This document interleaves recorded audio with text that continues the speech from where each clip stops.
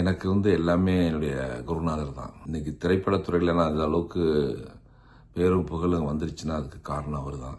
என்னுடைய வாழ்க்கையில் ரொம்ப முக்கியமானவர். என்னுடைய குடும்பத்தில் ஒருத்தராக தான் அவர் நான் நினைக்கிறோம். எங்கள் வீட்டில் இந்த செய்தி கேட்டு யாராலையுமே நம்ப முடியல. நேற்று நைட்டு முழுக்க நான்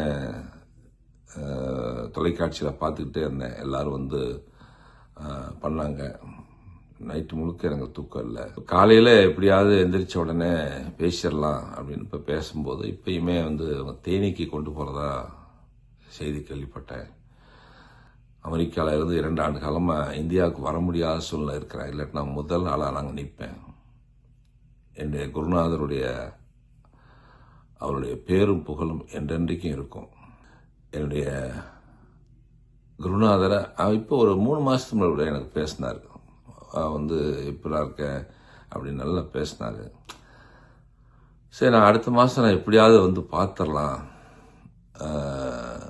இன்னொரு 1 மாதத்தில் பார்த்துடலாங்கிற மாதிரி ஒரு முடிவு எடுத்தேன். ஸோ அது மாதிரி இந்த ஒரு அதிர்ச்சி செய்தி எனக்கு வந்துருச்சு. தமிழ் சினிமாவுடைய இயக்குனர் இமயமா போற்றப்பட்ட பாரதிராஜாவுடைய மறைவு தான் ஒட்டுமொத்த திரையுலகையுமே சோகத்தில் ஆழ்த்திருக்கு. அவரால் அறிமுகப்படுத்தப்பட்ட ஏராளமான நடிகர்கள், இயக்குனர்கள், தொழில்நுட்ப கலைஞர்கள்னு அவங்களுடைய கண்ணீர் அஞ்சலியை செலுத்திட்டு வராங்க. இப்படி இருக்க சொல்லுதான் நடிகர் நெப்போலியன் ரொம்பவே உருக்கமான ஒரு வீடியோவை ஷேர் பண்ணியிருக்காரு. அது மட்டும் இல்லாமல் பாரதிராஜாவுடைய மறைவு செய்தி வெளியான உடனே நெப்போலியன் அவருடைய சோஷியல் மீடியா பேஜில் இரங்கல் பதிவையும் வெளியிட்டிருந்தாரு. அதில் அவர் என்ன சொன்னார்னா, எத்தனையோ கலைஞர்களை உருவாக்கியிருக்காரு, என்ன நடிகனா அறிமுகப்படுத்தியவர். தமிழ் சினிமாவுக்கு அவர் செய்த பங்களிப்பை யாராலுமே ஈடு செய்ய முடியாது.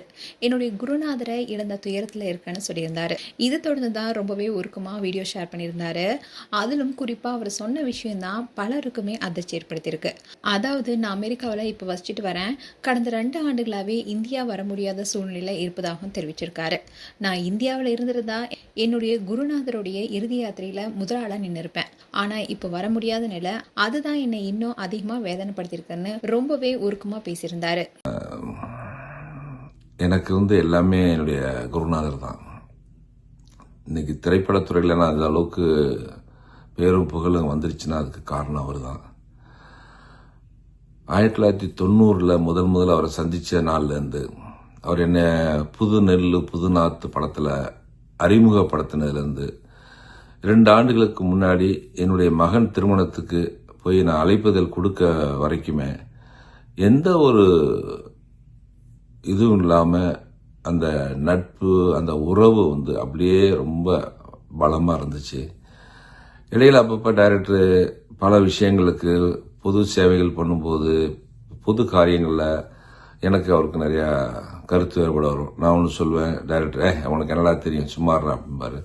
நிறைய விஷயங்கள் எனக்கு கருத்து வரும். ஆனால் டைரக்டர் என்றைக்குமே நான் விட்டு கொடுக்க மாட்டேன். அதில் இன்றைய வரைக்கும் நான் கடைபிடிச்சு தான் வரேன். என் லைஃப் முழுக்க அவரை நான் மறக்க மாட்டேன். எனக்கு அரசியலில் கலைஞர் அவர்கள் எப்படி குருவோ, அதே மாதிரி சினிமாவில் என்னுடைய குருநாதர்னா அது பாரதிராஜா சார் தான். இயக்குனர் இமயம்னு பேர் எடுத்தவர், இயக்குனர் சிகரத்துக்கு நிகராக தமிழ் திரையுலகத்தில் ஆண்டவர்.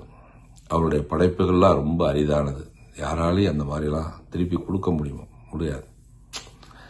அவர் மாதிரி ஒரு நல்ல மனிதனை பார்க்க முடியாது. எத்தனையோ கலைஞர்களை அறிமுகப்படுத்தியிருக்கிறார், என்னை உள்பட. எனக்கு சினிமானா என்னன்னே தெரியாது, நடிப்புனா என்னன்னே தெரியாது. எனக்கு முதல்ல அந்த படத்தில் எனக்கு அறிமுகப்படுத்தி நடிப்பை சொல்லி கொடுத்து என்னை வளர்த்து ஆளாக்கியவர். அதுக்கப்புறம் கலைஞர் அவர்களுடைய தலைமையில் என்னுடைய குருநாதர் முன்னிலையில் தான் எனக்கு திருமணம் 1993 நடந்தது. என்னுடைய வாழ்க்கையில் ரொம்ப முக்கியமானவர். என்னுடைய குடும்பத்தில் ஒருத்தராக தான் அவர் நான் நினைக்கிறோம்.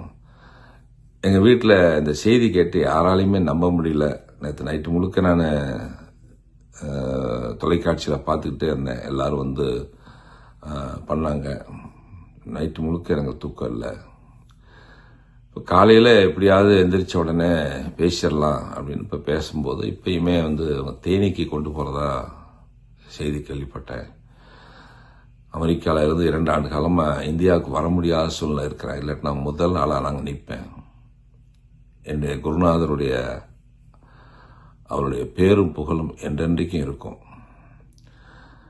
என்னை புதுநூல் புராணத்தில் அறிமுகப்படுத்தினதுக்கப்புறம் நாடோடி தென்றல், கேப்டன் மகள், கிழக்கு சீமையில் 4 படங்கள் நான் நடிச்சிருக்கேன். அதுக்கப்புறம் கருத்தமாலே நடிக்க வச்சாரு. அப்போ நான் சிவலப்பேரி பாண்டிங்கிற படத்தில் நான் நடிச்சுக்கிட்டு இருந்தனால ஒரு ஹீரோ நடிக்கும்போது ஒரு சின்ன கதாபாத்திரம் வேண்டாம் அப்படின்னு சொல்லிட்டு நடிக்க எடுத்துட்டு அதுக்கப்புறம் வேணாம்னு சொல்லி அனுப்பிச்சாரு. அதே மாதிரி சிறகுகள் முறிவதுன்னு ஒரு படம் 50 நாள் படப்பிடிப்பு நடந்தது முட்டத்தில். அந்த படமும் பெப்சி படைப்பாளி சண்டையினால அந்த படம் நின்று போச்சு. இந்த மாதிரி கிட்டத்தட்ட அவருடைய படைப்பில் 6 படங்கள் நான் நடிச்சிருக்கேன். ஆனால் வெளிவந்தது எனக்கு 4 படங்கள் தான். ஆனால் அது காலத்தால் அழிக்க முடியாத படங்களாக எனக்கு அமைஞ்சது. என்னுடைய குருநாதரை இப்போ ஒரு 3 மாதத்துக்கு முன்னாடி எனக்கு பேசினார். எப்படா இருக்க அப்படின்னு நல்லா பேசினாரு. சரி, நான் அடுத்த மாதம் நான் எப்படியாவது பார்த்துடலாம், இன்னொரு 1 மாதத்தில் பார்த்துடலாங்கிற மாதிரி ஒரு முடிவு எடுத்தேன். ஸோ அது மாதிரி இந்த ஒரு அதிர்ச்சி செய்தி எனக்கு வந்துருச்சு. என்னால்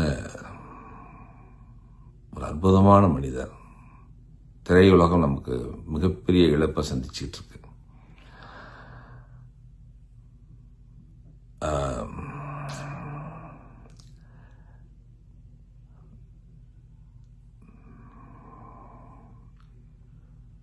அதாவது இன்னைக்கு ஒவ்வொரு கலைஞர்களும் இன்னைக்கு நாங்கள் உருவாயிருக்கோம்னா அதுக்கு முக்கிய காரணம் அவர் தான். என்றென்றைக்கு அவர் புகழ் நிலைத்து நிற்கட்டும். எங்கள் குடும்பம் சார்பாக அவருக்கு நாங்கள் கண்ணீர் அஞ்சலி செலுத்துகிறோம். எங்களுடைய ஆழ்ந்த இரங்கலை தெரிவித்துக் கொள்கிறோம், வருத்தத்தை தெரிவித்துக் கொள்கிறோம். அவருடைய குடும்பத்தாருக்கும் உற்றார் உறவினர்களுக்கும் நண்பர்களுக்கும் கோடானு கோடி உலகெங்கும் வாழும் கோடானு கோடி ரசிகர்களுக்கும் எங்களுடைய ஆழ்ந்த இரங்கலை தெரிவித்துக் கொள்கிறோம். ஸோ இதை பார்த்த ஃபேன்ஸ் எல்லாருமே அவர் எதனால் இந்தியாவுக்கு வர முடியாத சூழ்நிலை இருப்பதாக தெரிவிச்சிருக்காரு. அமெரிக்காவிலேயே அவர் சிக்கியதுக்கான காரணம் என்னன்னு பலரும் பல கேள்விகளை எழுப்பிட்டு வராங்க. இந்த விஷயம் இப்போ பேசும் பொருளாக இருக்கு. மேலும் உங்களுடைய கருத்துக்களை கமெண்ட் செக்ஷன் சொல்லுங்கள். இது போன்ற வீடியோஸை பார்க்க நியூஸ் தமிழ் கிட்ஸ் சேனலை சப்ஸ்கிரைப் பண்ணுங்கள். மறக்காமல் நோட்டிஃபிகேஷன் பட்டனை கிளிக் பண்ணுங்கள்.